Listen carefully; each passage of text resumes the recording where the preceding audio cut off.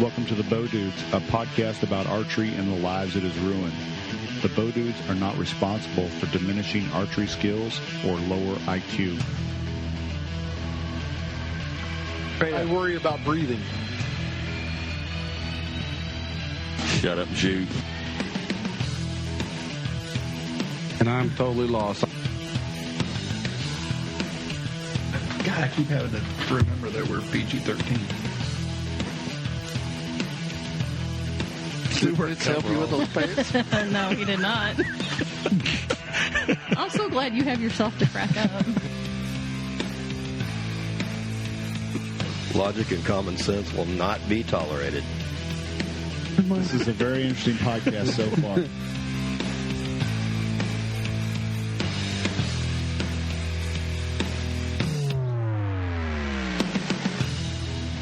All right, welcome to another Bowdudes podcast, and we are podcasting tonight from my back patio.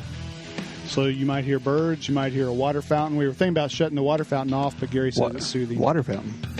Oh, that was the new creek you built while you've been out on medical. Actually, we're in the mountains by a stream, but tonight we're trying something new. We're videotaping this. I don't know if I'll put it up or not, but we're going to play with it. You should have told us we could have dressed up a little bit. That's all right. Nobody cares. Nobody will watch it. So you never know. This is for our two listeners to watch. Twos of tens listeners. Of listeners to watch. Twos of listeners. So once they see this, it's going to be ones of listeners. Probably so. So how you guys doing tonight? Doing good. Doing good. Cooled off a little. That's why I did it out here. I mean, I've been off on have back surgery, and now I'm doing rehab. Still riding that out, are you? And so I've been cold all day in the air conditioning, and so I wanted to come out here and heat a little bit. You could have come sat with me today. You still have a pass and a badge, and it still works. You could have come in. I know. I'm on Ford's weight loss program. Gary actually does work in the sweatshop. He works up by where the ovens bake the paint onto the. You work on the transit side. Now the oven on the east side is a E-coat oven, which bakes the E-coat on. Then it goes through sealer deck where all the holes and everything get sealed up, and then it goes on the other oven, which is on my west side, and that's the sealer gel oven. So I think we're stuck right in the middle. I think I may have to turn the crick off. Oh, it sounds great, except I got to pee. Yeah, that's why. I think it's going to be too loud for the podcast. It's pretty warm up there. Yeah. I mean, we took a reading the other day, and sitting in front of my fan, it was 109 degrees. That's not bad. No. The weight loss program doesn't work, though, because I haven't lost a pound. It's not bad if you're a baked potato. Well, I was by the end of the day. I had a meat thermometer when I got home, and I was 162. I was almost done. Jeez. So it was a little bit warm, but be all right. Thinking about turning that off. Now I hear motorcycles and cows. So anyway, we're going to start off like we always do with what we did in Bows this week. And I didn't do much. I've been hurting. Been going to physical therapy, and the physical therapy lady is basically telling me that I need to learn how to walk right. And I have no flexibility. Walk upright, quit dragging your knuckles. Well, I've had these back problems since I was 18. And doctors usually just throw painkillers at me and go on. And I've never used it as a crutch, except it kind of sucks because I can't sit for very long, which makes me a horrible turkey hunter and not a very good deer hunter because I have to move, every 15, 20 minutes I got to move. And so she says that I've been favoring my right side so much that instead of pushing off and walking straight, that I kick my right leg out like that, to favor those discs back there that have been bulging and hurting and stuff like that. So we've been working on me learning to walk again. So do you have a tendency to walk in a circle if you walk far enough? Yeah. That's why it took us so long to get that tree stand last year. Well, we passed the tree 4 times. We just weren't close enough to make it over. Tonight we were going to talk about mistakes we've made. And I was trying to find my tree stand one time on land that I've hunted for 20 years, and it was super foggy. And I did a complete circle because there's a railroad track, an old railroad right-of-way that runs through there. And once you get to where it drops off, that's where you drop down into this tree stand I was going to go hunt. And I dropped off there, and I walked in a straight line, and I couldn't find the tree stand, looking around, couldn't find it. And pretty soon I'm staring at a railroad right-of-way. So I walked back up on the railroad right away, walked back down in to where I'm supposed to jump off, and waited for the sun to come up. I mean, it was foggy and dark. And so I waited for it to get a little light, and then I walked into my tree stand. But yeah, I could have swore I was walking right where I was supposed to go, and I made a complete circle. You realize you just took up half the podcast. Well, thanks for listening, and we'll be... Well, you did start out with, I'll have to think of something I've done wrong. Bob and I weren't really sure what you meant by that. Yeah. Well, we're talking about mistakes we've made. Oh, okay. I think everybody can relate to that. Maybe. So, what have you done this week, Bob? I didn't really shoot any shoots or anything, just because it's Father's Day weekend, and 3 out of 4 of my kids came in with their kids, and that's way more important anyway. Yeah, it was a good time. They hung around just long enough to get the hair standing up on the back of my neck. And then they left. So no, it's always good when they come with the young ones, and but it makes it hard to shoot out in the backyard with little obstacles running around. Yeah, I can't get them to hold the target still enough. So, but I've shot out in the backyard a little bit. And I'm going to unplug that fountain. We're gonna keep talking.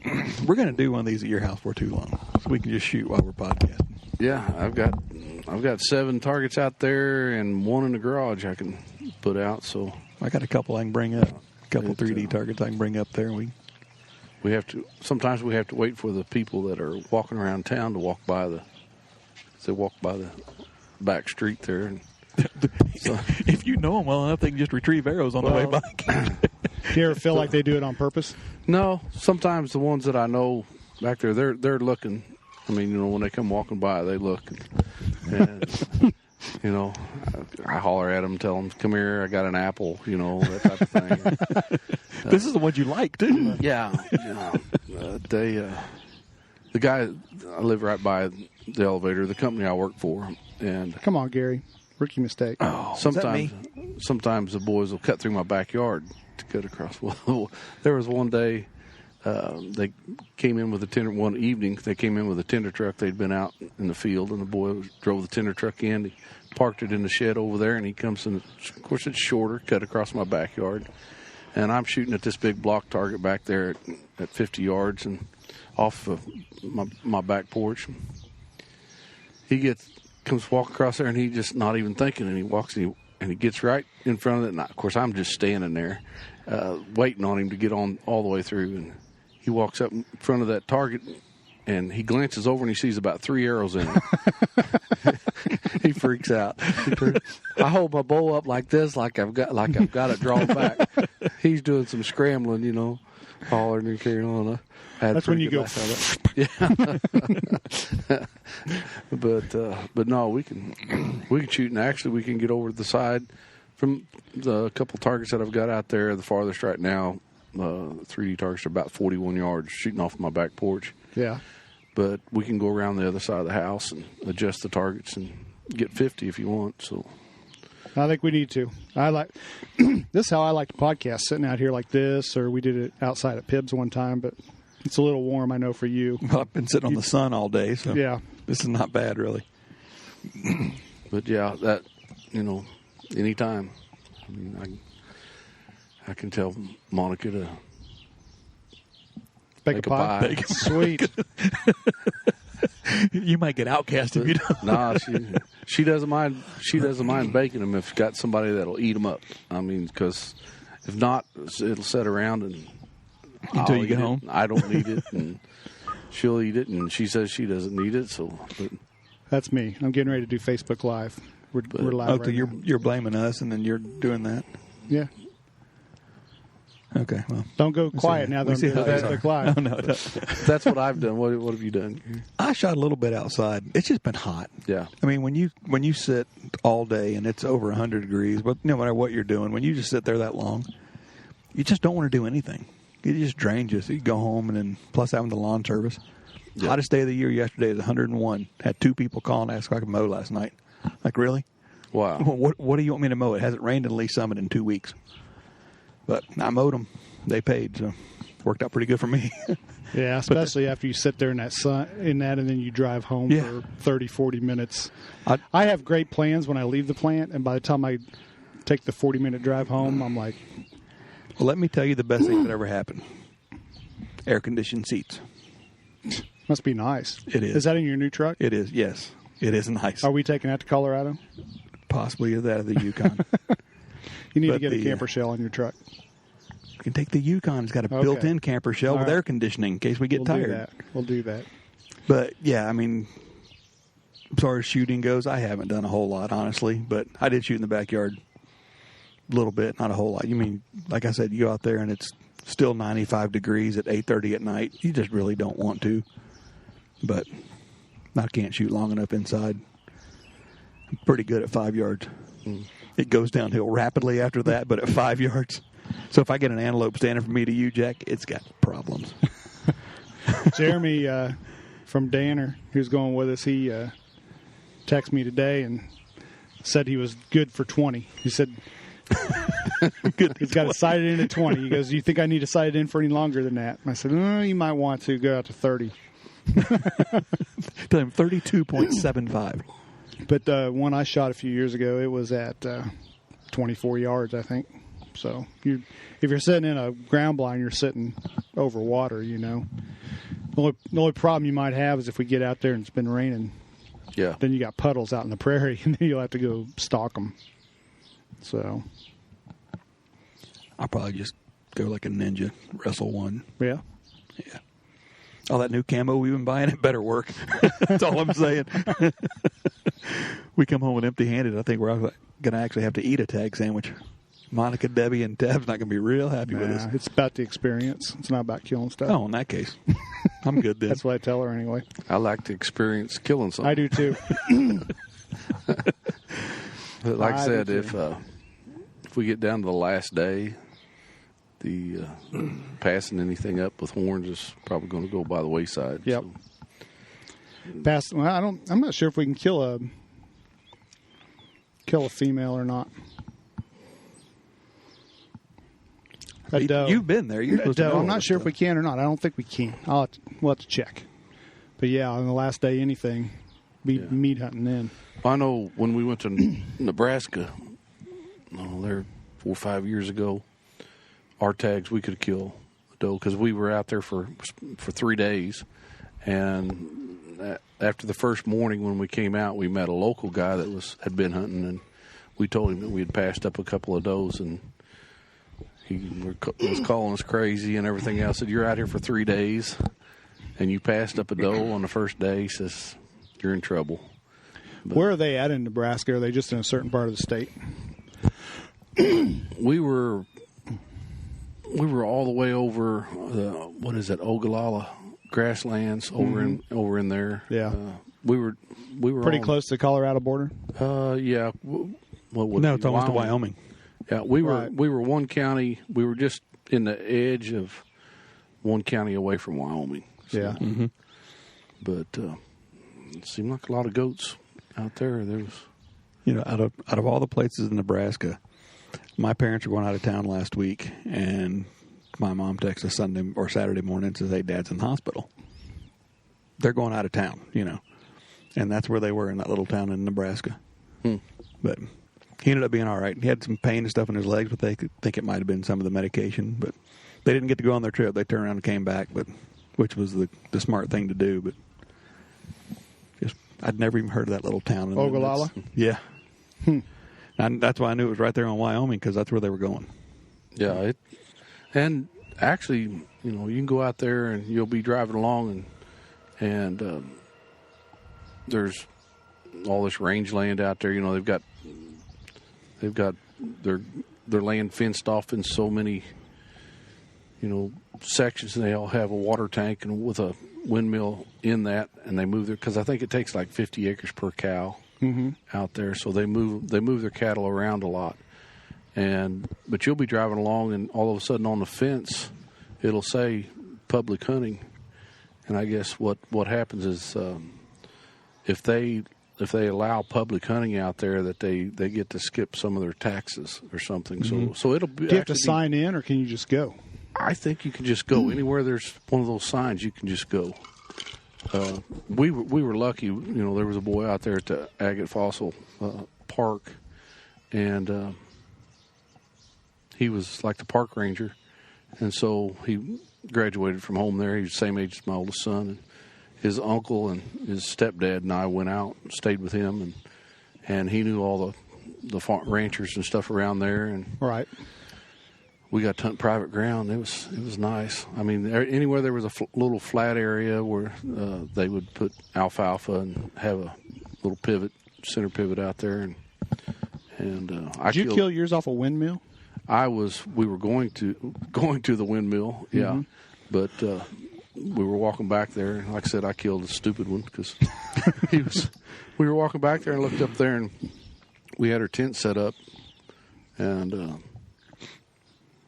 we were about we were probably 150 yards from the tent, and we looked on back down the draw there, and there was probably 350 yards.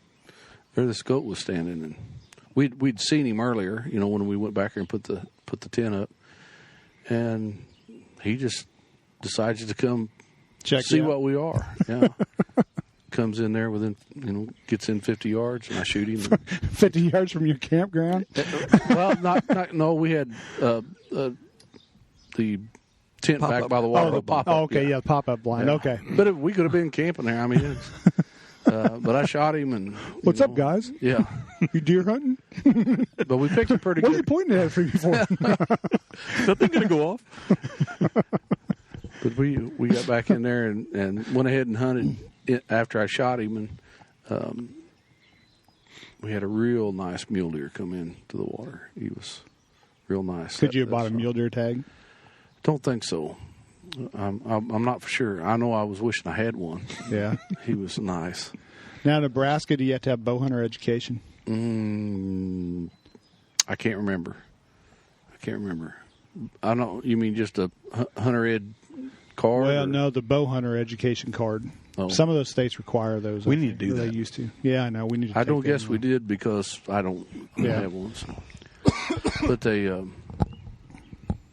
mean, at that, it was really weird because at that Agate Fossil State Park there, they have a museum there with, you know, supposedly dinosaur fossils and bones and everything around there, and a river running through it. And Gary, probably after a hard day at Ford, you was really thirsty. You could probably drink all the water out of that river. I mean, it wasn't very big. No, but it, I mean, it was really green within about 100 yards on each side of it, wandering through there. And the mule deer really liked that too. I mean, they were in there, pretty good. So, but I killed my antelope probably 3 miles from the nearest alfalfa. And when we hung him up, alfalfa just rolled out of him. Yeah. Wow. Doesn't take him very long to get from one spot to another. No, they're pretty quick. They don't call them speed goats for nothing. Yep. But fastest, aren't they the fastest mammal next to a cheetah or something like that? I think so. So, but yeah, they the ranchers were pretty nice out there too. I mean, but when you went to talk to them, you better give it an hour or so because it's just like they don't see people very often out there. And I asked this like one, to talk? yeah. I asked the one, why would we ever fight the Indians over that ground out there? You know, and he almost was insulted. Really? He was the one guy, one rancher that said, "Yeah, go back. I've been seeing some antelope back in here." He said, "You go back in there," and he was real excited because he had a tree. You know, a tree. And I don't know how many thousand acres he owned, but he had a tree. One tree. He had the tree. And we drove back, and we almost got lost because you couldn't have hung a deer stand in that tree. I mean, it wasn't.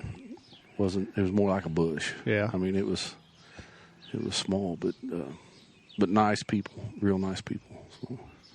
I'm reading the Sand County Almanac by Aldo Leupold, right now, Leopold, and he's talking about that up in Wisconsin, how it was a prairie until farmers moved in, because every year, since it was a prairie, they'd have fires and it'd burn the saplings and stuff in the trees, and they wouldn't survive, except for the bur oaks. There was a lot of bur oaks up there, But when the farmers moved in, they tilled up the ground, and it basically prevented the prairie fires. And so then that allowed trees to grow and things like that. I thought maybe he's saying that they brought trees in. And no, that's just all. That's what he was saying. He said that it was a prairie because the fires burned it every year. But once they started tilling up the ground, there wasn't any more fires. Well, I know there was a lot of the windmills out there that were made out of wood. Yeah. And I asked the one rancher, I said, man, how long? He goes, that windmill's been there ever since I've been around. And it was built by somebody else. And I thought, well, you would think that thing would rot down or stuff. He said, we don't have enough rain for anything to rot. Huh. I'll be darned. That's probably true. Do they burn out there, though? It'd probably go... Not out there, I don't think. Now, I know down in Kansas, they do a lot of controlled burning. Right. One of my son's friends, a K-Stater, he's a K-Stater. He's in charge of like a 3-county area where he's in charge of doing the burning, the controlled burning. But a lot of that is like this, it almost looks like Lespedeza. We're starting to get a lot of it around here, but it's not good for anything, Yeah. That's how they control that weed out there, by burning. You can drive around and see. We were turkey hunting out there, and you could drive around, and he said, now that guy there for some reason will not let us burn, and says we'll wind up having to after so many years, we'll have to get a court order to go in and burn his off because I mean, it was just he didn't have any grass at all. I mean, this wild Lespedeza or whatever it was choking everything out. Right. Well, why wouldn't he want him to burn? He really wasn't a Kansan. He moved in there, and he thought that it wasn't necessary. So he'll learn. Yeah. He's probably learned by now. I think he probably has. We should have done this inside. Why is that? You getting hot? Mm-hmm. The wind just kind of died. It died when the wind was blowing. It wasn't bad. Now it's hot out here. Bob was saying something about needing a new index finger release. I brought my Carter Quickie. It's just real quick. Have you ever shot a like Mike? Uh-huh. Yeah. So. Well, that's ours. Yeah. We don't know. We don't know whose it is. Gary and I switch around so much that I don't know if that's mine or if it's his or what. So whatever. It's extra. I don't have I don't think I have a Velcro strap. I'm not sure. I might have an old one. Mine's got a buckle. Does it? I'm fine. Okay. Yeah, that's definitely mine then, or one I had because we put the buckle on it. Yeah, I have buckles too for hunting, but I like the Velcro. Even for hunting now, I think I like the Velcro because you can cinch it down tight, but it's noisy. Yeah. So. Okay, tell us about a mistake you made, Jack. Well, if you can think of one. When I first started bow hunting, I got an old Indian compound bow, brown fiberglass from a Ben Franklin store in Trenton, Missouri. And so that's what I learned on. I was using big old aluminum arrows, probably 2117s or whatever Walmart sold. Double X75. Yep. And so I don't even know if it went with my bow or not, but I was sitting in a tree stand one time, and this 10-pointer came through, and I'd never killed a deer with a bow before. And I immediately, started shaking and getting nervous and everything else, and he walked up within probably 25 yards and didn't know I was there. And I drew back and I shot, and I heard a clank, and he ran off. And I'd shot him in the horns. You shot where you were looking, didn't you? I shot exactly where I was looking. And he probably wasn't, I don't know, back then he was probably, may not have been a huge 10-pointer, but he looked big to me, you know. But yeah, I was... you're supposed to concentrate on the spots you want to hit. I was concentrating on the spot I was, a spot, but it wasn't where I wanted to hit. Concentrating on the spot you wanted on the wall. And you went down there, and I found my arrow, and it was dinged up and, white where it came off the horns and everything else. And so you made a good shot. Yeah. I shot where I was looking. There was a mount, down at the Deer Classic that used to bring animals in or horns in, mounts and stuff to have them measured. And he had really super mass coming out of his head. It kind of had some junk on it, but really super nice. And there was a broadhead stuck in the base of his horn, and it was like a bare razor head, right? The wide ones. And so that guy, when he shot it with a rifle. But it's pretty impressive that it stuck in there. Yeah. How far in was it? It was solid. Really? It was solid. Wow. So but the guy said that deer had to be directly under whoever was shooting mm-hmm. it, and said, "Can't you just hear the conversation at the restaurant or whatever?" He says, "Yeah, that deer, I shot him right in the head, and he ran off with my arrow sticking out of his head. Never could find him, But yeah, it was stuck in there really tight. It made a real super cool mount too. But what do you think about those kind of shots? I don't like them. Straight Not down. Straight down. Mm-hmm. Because if you miss the spinal cord, you don't have very much to hit. You got coyote's dinner. Yeah. Well, and I've made a mistake a time or two. He's talking about mistakes. I made one, and I believe it was just a few years ago, because I think I shot everybody out of text that I just killed a really big deer, and I hadn't killed him, but he was coming to me. The does that came out and fed and went right underneath me and was off, and I was hooked up. Everything was ready, because when I saw them, I kept waiting for the buck to come behind them, and when they walked by me, I walked under me and went on back to the north of me. The wind was kind of real light that direction, so I was watching them to see when they were going to pick up my scent, if they did. And, just because I thought, well, there's just two does coming through. And I hunt kind of on a ridge top, so when I was watching him, I heard a stick pop, and I turned back around, and here he comes. He was, guy killed him during rifle season.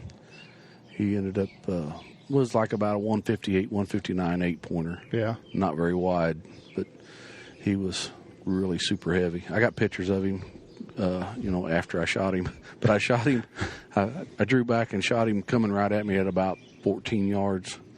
And instead of hitting him directly in the chest where it went into his chest cavity, I hit him, and it went off the side and went between his shoulder and went right along the rib cage, because he ran, and I had, blood. He whipped around, ran into this big hedge tree that fell down right there, and crashed around and ran out there, and then stopped and then walked off real slow. And it was about 4:00, and so I get down, I go over there, and I walk, and just blood trail like Ray Charles could follow it, And but I'd watched him walk all the way off. He hadn't fell or anything, and I end up trailing him, and he went down off this ridge into the creek bottom. And when I got up there, I saw this doe looking, and kind of stomping and carrying on. I could see him standing there. He had his head down, about 50 yards away, but I couldn't get a shot at him, and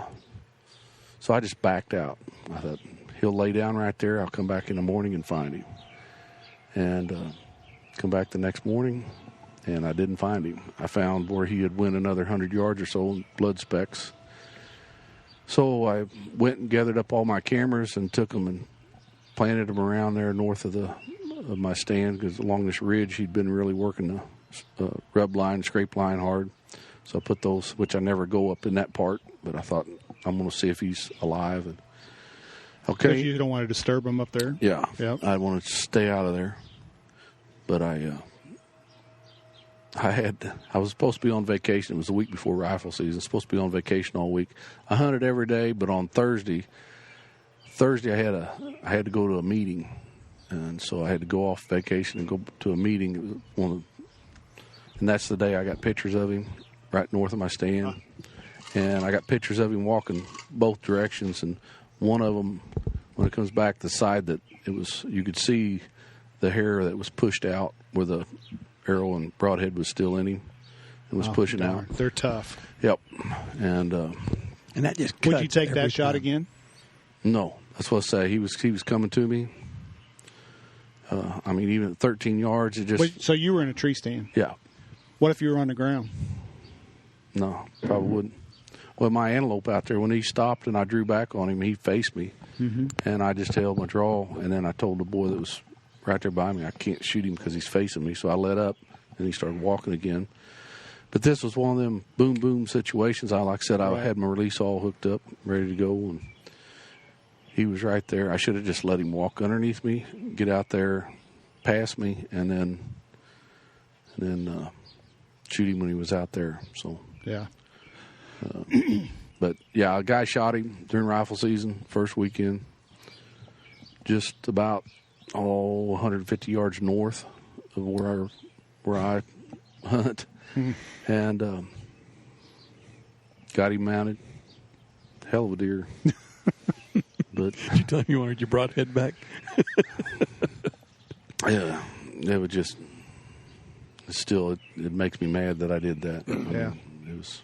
Yep. Well, at least he actually got put out of his misery pretty quick, though. Yeah. I mean, granted, he might have healed up completely, but man, that broadhead would cut every time he takes a step. Well, it was laying between his rib bones and his hide. I don't think it was hurting him at all. I mean, let's not try that. He was just. I mean, the guy I said, "Did you see him? Was he limping? Was he doing anything?"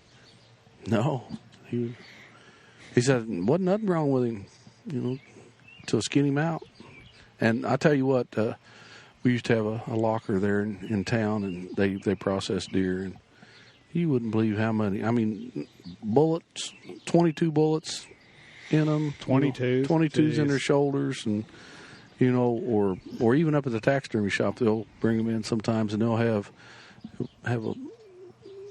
tines from other deer where they've been fighting in their necks. No kidding! Wow. And it was one deer came in. He's talking about shooting at a deer that's looking up at you. This deer come in and it had an indentation in its nose, and so when they pulled its mouth open and looked in it, it actually had been shot with a bow in the nose, went in and lodged in its jaw, and it was the camo aluminum arrows, but you couldn't see anything from the outside because it broke off under the nose skin. But it had been long enough to where as it ate food, the food coming past that arrow had wore the camo off of it. Good. No kidding. Yeah. Dang, they're tough. But you got a guy trying to shoot it in the head. You think? I think this one he was looking up and he might have been trying to shoot him in the chest. Yeah. But even at that angle, he wasn't going to get him. Yeah, man, knowing you hit it like that and it ran off. Yeah. Well, okay, let me ask you a question real quick. When you, like the shot you made on the deer, mm-hmm. and I know it's not legal, but at some point, don't you think it would be okay that, you got your pistol with you and you hit, like the guy hit one in the face, should you just shoot him? I'd be better off throwing another arrow in and shooting at it with my bow than if I had a pistol with me. Well, I mean, just hypothetically. Hit the ground with oh, you mean should that be legal? Yeah. I don't think they'd ever do it just because they'll shoot it with a pistol and then shoot it with your bow. We just now in the last, has it even been 5 years, they're allowing tracking dogs? Oh, really? I didn't even know they were doing that. Yeah, you can track, but you got to keep them on a leash. Okay. And so, and you can't, and if you go in with your tracking dog, and I understand, part of me understands it and part of me thinks this is stupid. So you wound a deer and you can use a tracking dog. You got to keep the dog on a leash, which would be kind of tough, but okay. You put it on a 40-foot check cord. Yeah. Then you can't take any kind of weapon with you. So what if you come on that deer? You can't even take your bow with you? No. Well, I tell you what, we've had to do that before and had the dog on a long check cord. And if that deer's not dying and or dead, you don't want the dog to be on the business end of it because it can get mean in a hurry. See, the problem is you got people out there that ruin it for everybody. So there'd be people who would take that dog and just go out there and basically run deer or trail deer. And then they'd have a weapon with them. We grew up doing that. We had to finish it off. We grew up doing that. Yeah, you're from in the South because we could run dogs. Yeah. My uncle grew up. Well, I grew up with my uncle doing that, and we lived in the north. So, I mean, he actually, everybody up there that had running dogs and stuff, somebody always had a little 3-legged dog that, you know, it got hung in a fence or sometime. Yep. And they ended up having to amputate its leg, and that was the deer running dog. I mean, we used to have a bunch of coyote dogs, Walker, and we ran coyotes in the winter. I loved that. It was fun. And there's not a better deer dog in the world than a Walker. Yeah. We had English one red ticks. We had one named Old Dan, and Dan would run a coyote into a herd. You know, when we were running coyotes, the deer would be herded up. Then, you know, yeah, he'd run a coyote into a herd of deer and come out the other side on that coyote's trail. Really, you know, where other dogs would get in there and go, "Oh, deer," and they'd take off after the deer. You know, and so he was a good dog. And sometime in there is when a lot of dogs started disappearing. I don't know if they were stealing them for medical purposes or what, but some guy was going around stealing dogs, and we lost several dogs. I lost a real good red bone. Yep. He was stolen. Yep. It's gone. We've had people lose a few when they run them across our property. That's what people don't realize either. If it says no trespassing, it's illegal for you to run a dog across that property. Yeah. Are you sure? And yes. I know you can't shoot dogs in Missouri. In Missouri, I said the dogs got lost. I didn't say anything about shooting them. Yeah. They turned around. I thought a dog had a free rein as long as he wasn't harassing any of your property, like cattle or hogs or sheep. I think they got free rein across. If you own all the property, you own all the coyotes on it, don't you? Nope. What's the difference? Nope. State of Missouri owns those coyotes. So what happens if they shoot a coyote on your property? Can the guy come and get it? Nope. The guy doesn't have. He doesn't have the right to come on your property, but his dog does. You don't own that deer. You don't own your coyotes. I don't own those birds that need to shut up because we're doing a podcast. Well, the good thing is we do own the property. So. But yeah, I've had a lot of dog problems at the farm. So. My nephew, I killed a pretty nice deer with my bow, and then left the gut pile. And old wives' tale or whatever you hear sometimes, if there's a gut pile, another buck will come in and check it out. I've heard that anyway. Bob's looking at me like I'm crazy. Yeah. But so I told. But the thing is he was the third buck that went through there chasing a doe that was in heat. So I got him out of there, and I told my nephew, I said, hey, we need to go back and sit in those stands. And the gut pile was just right below those stands. And we're there, and I'm even filming this. He's got it on film. It was his camera. I was using just a little bitty handy cam, little one you hold in your hand. And we're sitting there, and we look down, and here comes these dogs. It's the neighbor's dogs, and they're in there eating on the gut pile. We're throwing sticks at them, and we're yelling at them, and everything else, yelling at them quietly, get out of here, and stuff like that, throwing stuff at them, nothing. So I look up, and I go, Mike, here comes a nice buck, and it was a really nice buck chasing a doe. And they got up there where they could see the dogs. And I go, don't panic. I said, they'll just skirt around us. All of a sudden, that one of those dogs whipped their head up and just took off barking and chased them off and came back and started eating on the gut pile. Mm-hmm. I had a dog running a deer once, and as I moved, the dog saw me, stopped, sat down, looked up at me, and growled. And turned and took off. So, wow. Yeah. And they're not hounds where they don't bark. Mm-hmm.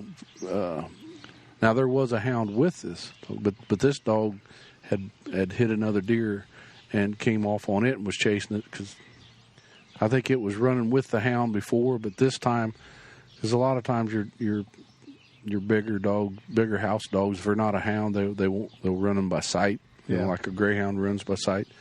And this deer was running by sight, and because once it looped around me and went back, and then it didn't get back on the track of the doe again. But yeah, it looked. We had several problems with that dog and this other hound. Yeah. And but yeah, there's definitely a problem out there when the hound was dead on the highway there about a month later, and I never saw that other dog run anything by itself. So every year I get several pictures of dogs and neighbors. Yeah, riding 4-wheelers, just out there checking on your property for you. yeah. But you look like you were in full camo there. Yeah, that's a whole story I probably better not go into in case, but anyway. But mistakes, let's get back on mistakes. Yeah, mistakes. I think one of the mistakes, or several times, mine was getting down and going after the deer too soon. Yeah. If you don't see it fall within sight, give it an hour and a half. I think it's easier now to do that when we're older. When you're younger, that half hour seems like it takes forever. Now that we're older, we're like, that's nap time. Yeah, definitely. Yeah, but there's been I mean, there's a lot of people out there that say they've never lost a deer, but I lost a buck that I'm fairly sure that he died, and hit him a little bit far back, hit off a limb, hit him a little bit far back. Gave him a couple hours, and went and started tracking him, and jumped him out of there was a little stream that went through there, and it basically doesn't run water all the time, but it'll have little pockets of that it'll hold water in, and he was bedded down in that water. So I hit him in the guts basically. Yeah. If I'd have just, and that was of a morning, if I'd have just left and come back about 4 o'clock in the afternoon, and I'd have found that deer right there. Yep. But the way it was, he jumped up and took off, and I knew then, not to follow him, but something about laying in that water somehow he revived him a little bit. No blood anywhere. I busted him out of there. I see what you're saying. Yeah. On the flip side of that, I shot a doe one time and trailed her, and it was a long blood trail, and I got in some real thick grass, and it was after dark, and I was trailing her by flashlight. And my brother and I both. And we finally said, you know what, let's just mark this and come back in the morning. So I stuck an arrow right there, came back the next day, and about 20 yards beyond that, she was laying there, and she was a skeleton from her front shoulders back. I had one last year. Was it last year? Year before. First time I'd ever lost one to coyotes. And same way. I told myself, back up, and she was just over the hump. If I'd have just kept going a little bit. But. Yep. So it's hard to tell. Yeah. But when in doubt, it's better to back out and leave them for a while. Yeah. So well, Jake shot one and went and got in a pond. Oh, really? And went under. There was just stuff hanging down. He never could find it, and we found it the next year. Pond started drying up, and it was laying on the edge. He goes, that's a deer I shot right there. He said, I know it went in the pond and never saw it come out. Yeah. Couldn't find it. I mean, I guess it just went underwater. We found it was a nice deer, too. I mean, it was a big one. But what about you, Gary? You ever make any mistakes? Rarely, but, no. One I was thinking about, and I've told the story before, just when you go in somewhere, make sure all your shooting lanes are clear. I took a shot at a deer that had 8 or 10, it's been years ago, I don't remember which, but it had one horn up and the other one came out that was identical, but it was down. And didn't clear my shooting lanes. It's one of those, like we talked about, you're basically bow hunting out of a rifle stand, and you hope it works. But I knew better, still didn't clear the lane. Hit a limb, the arrow went straight up in the air. I mean, I saw it turn and go straight up, and all I could think of was not a whole lot between me and that. So I'm looking for anywhere I can grab to get underneath there. Easy shot on a deer. I mean, we're talking 15, 16 yards. I just wasn't paying attention. Hit the limb, hit underneath that arrow, shot straight up, and then it was game on after that, trying to hide. And deer went out just far enough where I couldn't take a shot at it. It was standing there looking at me. It was beautiful. I asked the guy that was farming our property, asked him if he's seen it. Because Les sees a bunch of stuff out there, and he goes, one up, one down? I said, yeah. He goes, it's probably close to 300 pounds. He said it's one of the biggest deer I've ever seen on the hoof. Yeah. Like, so I missed a good one. He goes, to say the least. I go, how was the rack? Because I saw it, and, being a younger guy and you see the rack, you try not to look at it anymore because you know it's a good one. But he said it was very impressive. So, and it doesn't take a very big limb to deflect. Oh, no. Either. I didn't even, obviously I saw it, but I didn't. You're thinking, okay, I got all this room and I'm going to miss it. Nope. That's usually where your arrow goes. How much brush will you shoot through? I try not to shoot through any, but I have my lanes. I don't like to cut a lot, but I like to cut, different lanes, and like try to have 2 or 3 lanes on each side of me, right, to where I can shoot through.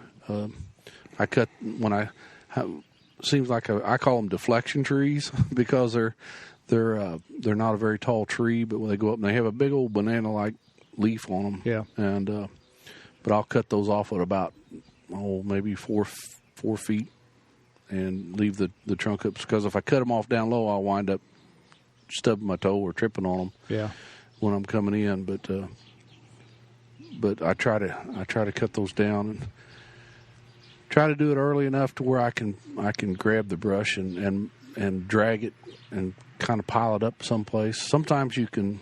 I had a path, a natural deer path that came up, and it was probably about 32, 35 yards from my hedge tree that I always hunt in. And so I just to see what would happen, as I was cutting those down, I would drag them over there, and I started past that path and came back and did it kind of at an angle where later those deer were funneling at about 23, 24 yards, and changed their path a little bit. Worked real good a couple times. You about kill a Pope and young deer out of that hedge tree every year, don't you? I tell you, I should have. I've had a lot of really big deer come by that I couldn't get them. I hate stopping deer. You hear them grunting. Come on, dude. We're podcasting here. You can mow tomorrow. But there's been a lot of big deer come by me that I didn't get killed. Yeah, I would be probably I'd have my own TV show if I would have killed every big deer that I've seen out of that tree. Yeah. Who was it? They were on the outdoor show. The guys from Jacksonville that we listened to. Who was it they were interviewing? He's from the Midwest. Was it Bill Winke? Yeah, they usually talk to Bill Winke. When he talked about doing that on his property, because they talked about it, it was years ago when we were working on Motorline.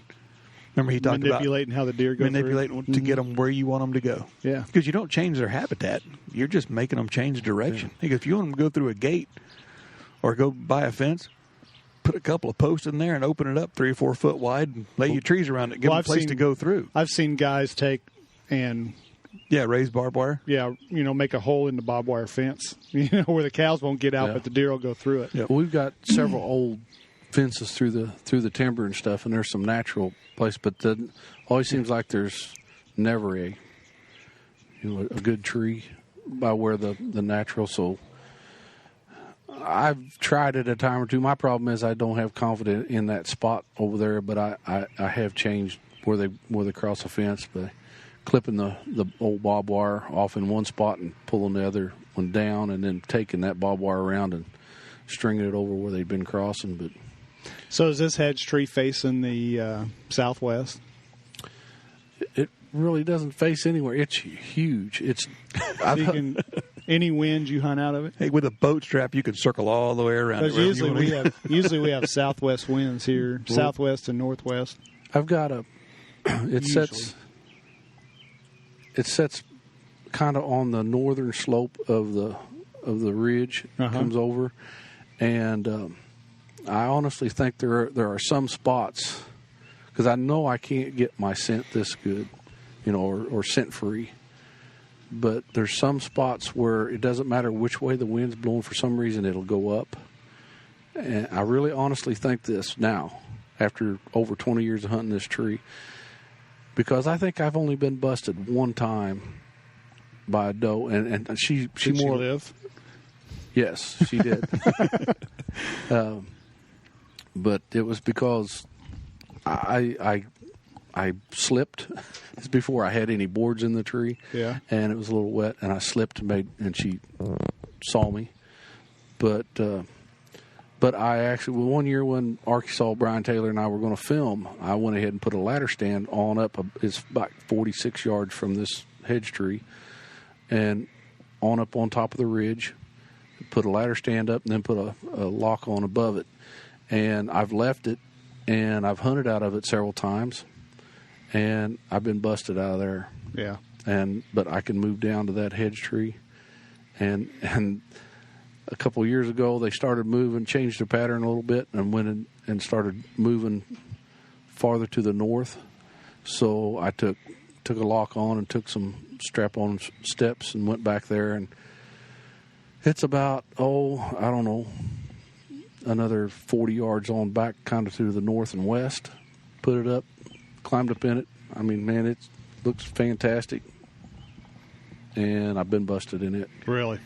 So you need to try one of Gary and I's Millennium tree stands. Yeah. The moral of Bob's story, though, is when you see him packing a 50-pound bag of Miracle Grow in there, he's trying to get that hedge tree to expand. Well, the problem is this hedge tree, I've hunted out of it for over 20 years now. And is it still in good shape? It's dead when I got in it 20 years ago. Really? But if you can get a screw, like I put two befores in it as my stand. I think I put a picture on Facebook once, put a couple real hard 2x4s in it, and I had a heck of a time getting the screws. I actually, one side I had to take a drill and drill into it to get those deck screws to go in. And and the tree that I said that deer ran into, the hedge tree that's laying down, it's just about as big as this one, and it's right over, just right there. I've taken a picture. I had a coyote come up and go to sleep in that the one that's down. Yeah. And did he live? No. He lost his mind. But yeah, that hedge tree and that hedge tree that lays down, I've killed several turkeys setting in the root wad of that hedge tree that's down. Yeah. Dang. That's nice to have a place like that. But it's that you know is going to produce year in and year out. And what made me start hunting out of it is thieves.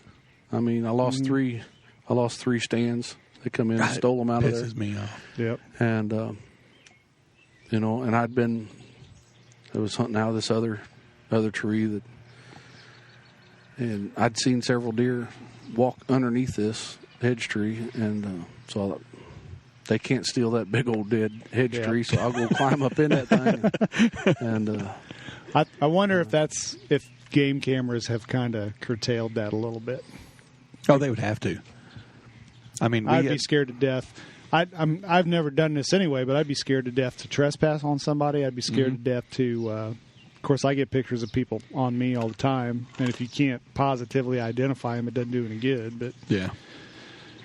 So, I've had them steal the cards out of my camera. Have you? Yeah. Of course, I run junky enough cameras. They didn't want the camera, but they didn't want to have their. Some of the new cameras, of course, are expensive. Have remote. Yeah. Remote storage where you can bury it over here by the tree and it'll record over there. Or the one guy's got one that sends it to his phone. Yep. Yeah. The other way to do that is put another camera up. Yep. Put it off the ground somewhere. Right. But then you got to buy two cameras. But but like who was it? Lee Lakosky. He's always talked about hanging them, 10 or 12 feet high and aiming them down. Yeah. Because you get the deer don't react to it because of the light looks more like a lightning flash than something on the side of them. Yeah. But we had some stolen off private property and had a camera. They didn't see the camera. It didn't flash. But I wish they would make cameras back with a flash versus the infrared. I've had more deer seem like they've been spooked, and the boys there at the taxidermy shop, they ran tests where they had they counted their pictures when they first put them up, and they start getting less and less on the IR camera, and so they swap the cameras back out, flip-flop them, and they start picking up where the flash camera's at. And well, animals can pick up stuff, electronic impulses or whatever, and those cameras make a noise. We can't hear them, but they make a noise to set off that animals can hear, because you always see them. They'll be looking at the camera. It doesn't matter how much you hide it, and that's the reason we don't have any pictures of Sasquatch. Yeah. Because they can. Speaking of the go ahead. electrical stuff, we do need to get back on that. The hex suits. I do want to try those. We're kind of going off on a tangent here, but yeah, I do want to. I talked to the guy that. I know guys that swear by them. My brother's got one. I would try it for no more expensive than they are. Yeah. They're getting up. Used to be you could get them for under $100. Now they're what, 150? About 125, 150 somewhere in there. But it'd be we're talking about the hex suit that's supposed to stop animals, the electrical impulses you put out that animals can sense. There's 6 I've sense sent you or whatever. pictures from my brother sitting in a tree stand. The deer know the tree stand's there, and they'll walk up and look at it and put their head back down and start feeding. And he's sitting there with his camera taking pictures of them because they don't pay any attention to him whatsoever. When I was at Cabela's talking to a guy, I won't say who he is or what he repped, but he didn't rep hex suits. And a buddy of mine said that he used them because he's talked my buddy into trying it, and then my buddy swore by it. And he said, "You got to get one of these, Jack." And so he said, "When you're in Cabela's this weekend, talk to Jody." Well, they probably can figure it out now, but if you're in Missouri. And so I went up to him and I talked to him, and he was almost embarrassed to tell me. And he goes, "Dude, they work." He goes, "I swear by it, they work." He goes, "I've killed more deer, bigger deer since I started using this thing. They just don't know you're there as much as what they work for turkeys too." Yeah. So we was talking to Bob. If this is on video, Bob's going to try, I think, one of these like mics. And if you're looking for a good index finger release, it's really hard to beat one of these. They're really crisp, and you can set the trigger heavy, so you're not scared to get your finger wrapped around the trigger and pull through your shot. Most of those index finger releases out there, some guys like them that way, but you barely touch the trigger and that thing's gone. This one you can add some. You can even call and get heavier springs for it, I think, and you can make that one up to about 5 or 6 pounds. You can make it where you got to really tug on it to get it to go off. So if you're, especially if you're having like target panic issues or whatever, I don't know if I would really suggest this or not for that, but you could set this really heavy where you could get your finger wrapped around it and then pull through your shot instead of, touching the trigger off like on some of the lighter ones. But so that's the release we were talking about with Bob. We're getting close to an hour, so we didn't have too many mistakes. The only other mistake I can think that I've ever made in my life was that. Are we talking strictly archery, or are we going off that? Was that because I've got a list of them. My wife's not here. I had to draw Bob's arm. You always say you have a list as long as your arm. I'd be with her notebook she's kept for 27 years. Yeah, but that's only because she don't really like you. We were at the Casey shootout, and I was shooting. I was shooting at the Casey shootout. We were shooting a 5-spot target, and I shot 5 X's. Beautiful. Wrong target. The only problem was it was Brett Nelson's target, and it wasn't just right next to me.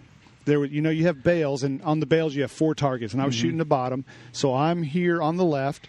There's a target here on the right, and I shot 5 X's into Brett's target, which was on another bale. 2 targets over. 2 targets over. So I said it's even more impressive in my shooting ability because that was probably 22 yards instead of 20.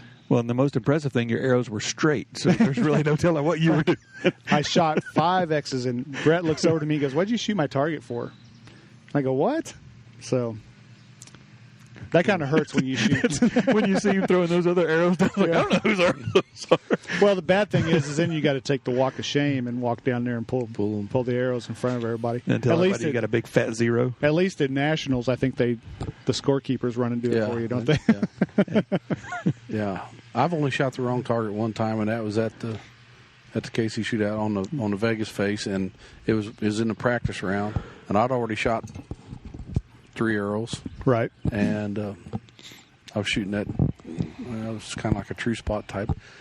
And I was jabbering. I'm going to shoot 4th arrow just because you can. And shot the wrong target. But I was blabbering and just pulled back, and when I got back, there was a target in my sight, and I shot it. And so at least you shot it in the practice round. Yeah. Pretty shot of the day, huh, Bob? Yeah. Mine counted, and it kept me from winning several $1,000s.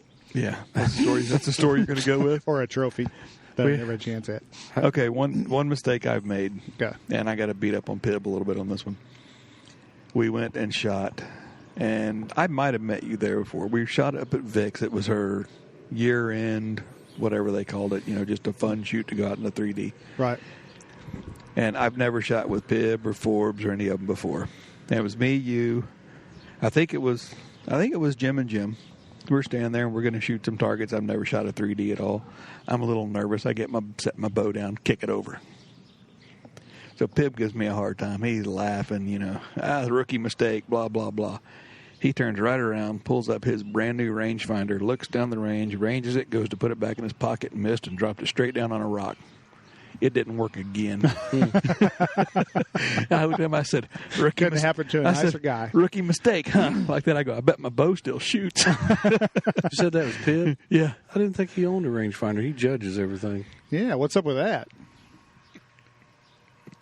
He had a rangefinder. It might have been. Let's go with binoculars. Let's just change the story and we'll call them binoculars. The reason we're just 3 tonight is Pib and Vinny and Thunder are all heading to Metropolis, Illinois to the ASA shoot. But you're probably it's going to be 2 weeks after that before this podcast comes out. So they have already shot when you hear this. Right. So, but you don't know that. Hopefully they're all on the podium. Hopefully. I'd like to see Vinny do well. Yeah. I don't care about the other two. I'd like to see I'm not Vinny sure he was going to shoot, though. He was questionable. No, He'll shoot. I'm kidding. He'll shoot. I hope he does well.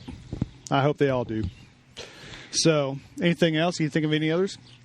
Speaking of shooting, I think we're going to go shoot our bows. Well, there's tons of stuff we could talk about. That's all we did in archery this week. We're going to go, after this podcast, we're going to go shoot our bows here in the backyard. It's a new episode of what we're going to do in archery this week. The thing about, like hunting, when we're talking about doing something wrong, making a mistake, is probably you repeat those things, and that's what makes me the maddest. When you target archery is frustrating when it comes to that. I mean, all around, even like shooting at a deer when you maybe know that it's not, you don't have a completely clear. I think I can slip this one in there, or something like that. And or you have a good shot, but you think it's going to get closer, and you don't take that shot, and then it goes a totally different direction and walks out of your life. That's exactly what you told me this year. Shoot it. Yeah. Because I was going to wait till it walked closer. They always say take the first shot that you're comfortable with. Well, I had and it was with an index release. It was cold. I mean, it was real super cold. And I left that release in my hunting clothes, wrapped up. Always put my outer layer in a scent-free bag, and I left it in the truck. And there was probably 12 inches of snow on the ground.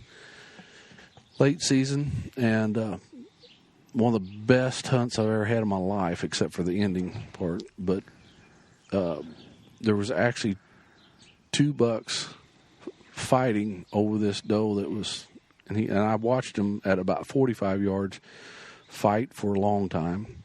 And this is another thing. I've seen deer fight before, and I've never seen other deer come in. So, when you rattle deer in. Yeah. So when 2 deer are fighting, why isn't there a whole herd of bucks coming in to watch? Yeah. But these 2 bucks fought, and this little bitty, she was just a real small doe. She finally gets up, and I'm having a proud dad moment. Sorry.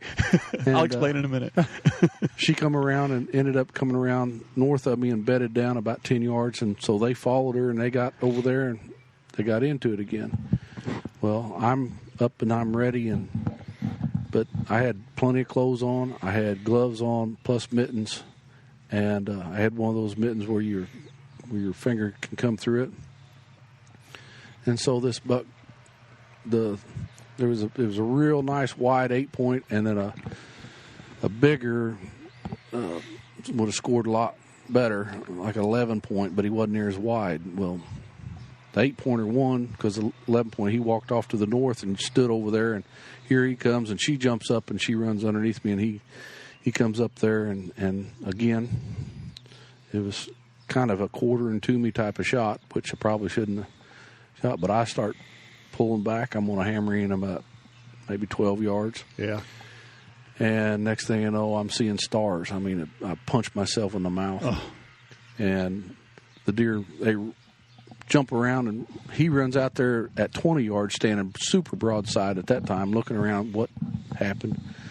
I put another arrow in. I just thought I'd hit my release. I thought, it's your butt this time. Started drawing back, and I knew I didn't touch it that time, and got about 3/4 and punched myself in the mouth again. And my arrow went flying off, and the deer went scattering everywhere. And I'm sitting there with a bloody lip and a nose hurting, and so you put some pressure on that one. And so then I decide, well, there's no need me sitting here with a release that won't work, but I have to make sure that that's what it is. So I take my glove, my mitten, my glove off, and everything else, and roll everything back, barehanded, and put an arrow on the bow and point it down towards the ground, and I pull it back, get about 3/4, and boom, she goes off. Wow. And the only thing we've lived by the railroad tracks all our life, and you see in the wintertime or summertime the railroad will come in, and sometimes they'll cut a section off or whatever, but that metal will expand or contract. What I think happened was the metal had contracted, because it's, like I said, it's a real super light release, and I took it off. I went home, took it off, threw it on the counter, and I've never had it do it since. Really? But I had an old junk Cobra piece that I had, and I put it on, went out the next day, and this little deer come by, and I shot it, and it ran towards the truck, and I threw it in there, and we came home. But yeah, it. And I asked the manufacturers if that would happen, and they said, well, it's possible. Yeah. But that's one mistake. I'll never leave a release out in my clothes. You probably carry a backup release too now, don't you? I do. I carry a backup release in my backpack. That, I need to. We need to adjust that one, because I don't have that other bow anymore. Because I have dropped them out of the tree before. Yeah. And but I won't leave it out, especially if it's cold. I won't leave it in the truck. Before you get to your proud dad moment, I've got a cold weather one too. I was sitting in a tree stand, freezing cold, and I heard something behind me, and I kind of looked over my shoulder, and here come two gobblers walking down the trail, and they walked right underneath my tree stand. And so they're walking away from a perfect shot with a bow, and I couldn't get my bow drawn back. No matter what I did, it was a 70-pound bow. I was sitting down. It was pretty close to zero, and I'd been sitting there for a few hours and couldn't get it drawn back. I'm honestly glad we're all over that manly thing where we got to have it at 70 pounds, because that 60 shoots so good. I still shoot almost 70. I hate to tell this, but I was in a ground blind, and it was cold, and it was with a Hoyt Alpha Burner at 60 pounds. I actually had probably about 63 pounds, but I'd been in there long enough and at a funny angle, because I didn't have the most comfortable chair in there. Those Cabela tripod type chairs, they're rough on you. Oh yeah, you mean yeah. I mean the one with no back. That's what you have when you get out of it, no back. And I couldn't get my bow pulled. I'm too old anymore. I got to have comfort. I know. Yeah. And my back, I got to have comfort. But yeah, I couldn't get it pulled back. Yeah. So anyway, Gary has got a couple of beautiful daughters, and they're cheerleaders. No, one's a cheerleader, one's a dancer. Don't ever accuse them of being both cheerleaders. So, the oldest one that you were showing pictures of is going to go be a cheerleader in college, or a dancer. Is she the dancer? Yeah, she's a dancer. A dancer in college. Dance team. She made the dance team at Missouri State University. Yeah. So you'll be a sugar bear. And so that's why Gary owns a lot of high-powered weaponry. She's, fat and ugly. Yeah. Nobody else will want her. But, she just got back. The proud dad moment, I'll sum it all up at once. They left last Wednesday to go to Dance Nationals. Last Wednesday would have been, what, today? Anyway, end of June. In Galveston? In Galveston. Mm-hmm. Middle of June, actually. And that's in Texas? Yeah, Galveston, Utah. It's a real nice place this time of year. But her studio did very well.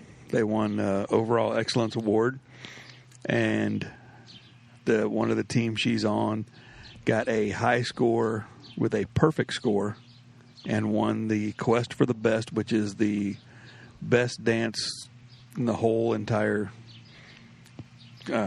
competition. Their studio won everything except 2 of the divisions, took first place in all of them. And it's a big, it's thousands and thousands of dancers there. Mm-hmm.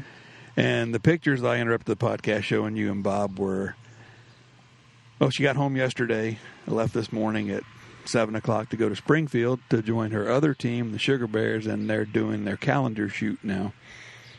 So the proud dad moment. First time actually seeing her in the Sugar Bears costume and all, not costume, but dance outfit, whatever you want to call it. How old is she? 18. 18. She's a late bloomer. Her birthday is April 21st, so she's very late. And she's been dancing since she was what? 2.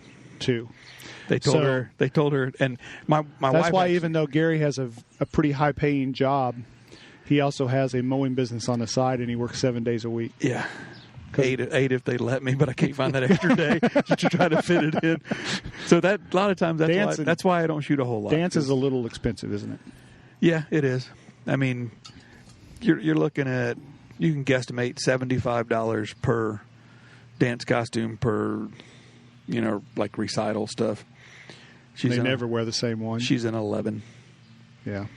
Plus, that doesn't include your Swarovski crystals and all that stuff that they have to bedazzle everything with. Can I give you some Swarovski binoculars? I don't think they're going to sell it to us for that. But can you take any of them crystals out and put them up to your eyes and see farther? Did you say if you weren't dancing, those Swarovski crystals would be Swarovski binoculars? Yes, we know that. I'm actually thinking college might be cheaper than dance. Yeah. In the long run, it might end up being cheaper for me. That's what at least, the school pays for the travel part of it. We just got to give her money to spend. I offered my oldest a brand new Mustang if they got a full ride, and neither one of them did. So Josiah's the last chance. You told me you were glad they were stupid. No, I'd have gladly bought the Mustang. Yeah, that would have been cheaper than. Yeah. Well, she was out of town last week, and I spent $1,500 to get air conditioning fixed in her car. Yep. So that was fantastic. That's one of Ford's ideas. I'll explain a little bit. God, it irritates me. I wasn't going to ask what kind it was. You know what it was. That's what we don't have a choice. But no, that was my proud dad moment. I got some pretty good kids. They don't get in trouble, and they both make the honor roll. So I can't complain about that. People want live again. They want live again? They actually ask them for this crap? Yeah. Well, let's give it to them then. You going to show us finishing up? How you doing? Yeah, We're that's done. Exactly what I'm going to do. Glad you guys listened. Because they want a live podcast again. So they can replay this in 2 weeks, and I'll actually see what we're saying. I might put the video out sooner if the video came out well. I don't know if it came out any good or not. We'll find out. I know Bob looks terrific tonight. He dressed up for the occasion. Collared shirt and everything. He knew you were going to do this. This is my work attire. Work attire. This is my work attire, but it's usually got blue coveralls over it so nobody sees it. When I was at the elevator, I for however many years, T-shirts, because I knew I could get. There's probably a good chance I was going to get dirty, and but when I went into the main office there, I was told that I needed to wear collared shirts. So I'm a collared shirt. Did you look at them and go, I work with freaking farmers. They don't have sleeves on. They practically look like Pib. Yeah, but I didn't. I said, yes, sir. Yes, well, that's because that's how we were brought up, though, Bob. We had to say yes, sir. Yeah, that's what we learned. Argued, and I didn't see that it was going to be that hard of a deal, so... Yeah, and they give you shirts anyway most of the time, don't they? Well, I get them from chemical companies. And no, you can't see if I got a label on my underwear. You know why farmers don't wear tennis shoes? Yeah, because chemical companies don't give them away, or seed companies don't give them away. Oh well, one thing about farmers; they are mostly outstanding in their field. That's right. No, that is wrong. They call us to go out and stand in their field to make them come back and tell them what they need to happen. So, well, we just lost. I hope we didn't have any farmers who are listeners. So we had listeners who were farmers. Very smart farmers. Hope we didn't have any listeners who were farmers. But we're going to finish up there. Yeah. So you didn't let us say bye. Oh, that's all right. We're going to say bye right now. As soon as I find the music on my phone. Well, so I think you'll figure it out. Okay. Anyway, if you're going to make mistakes, try to learn from them. That's if you don't get anything else out of the podcast. If you make a mistake once, try not to repeat it. That's why you need target archery, so you can get that adrenaline rush and be able to learn how to handle it. You learn how to be mad when you shoot target archery, Bob. I don't know. Well, everybody but you. Like that's because I know it doesn't do me any good. Bob's the only person in the world I can see that can have a horrible day shooting. He's like, well, it beats working. Yeah, exactly. Everybody else is just mad. But I don't mind target archery. I just don't like some target archers. Well, I told you I quit shooting, Jack. You got to just ignore that and keep going. But this indoor archery. How come it's not playing loud? Oh, well, go ahead. Indoor archery, the first 5 arrows and the last 5 arrows give you that, at least it does me, the adrenaline rush, that a nice big buck coming in. The only bad part is indoor, you got to solve that 10 times, and out there in the timber, you only have to solve it once. That's right. If you don't solve it and miss completely, you're out there by yourself. You don't have to tell anybody.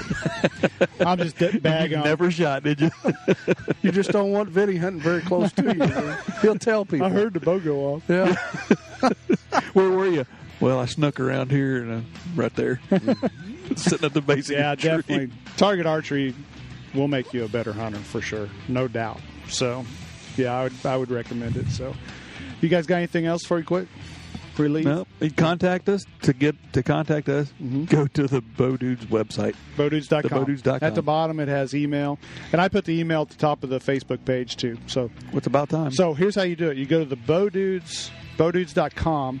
You go to the bottom, you click on the Facebook page. Then you go to the Facebook page, you click on the email. At the top. It's really a simple procedure.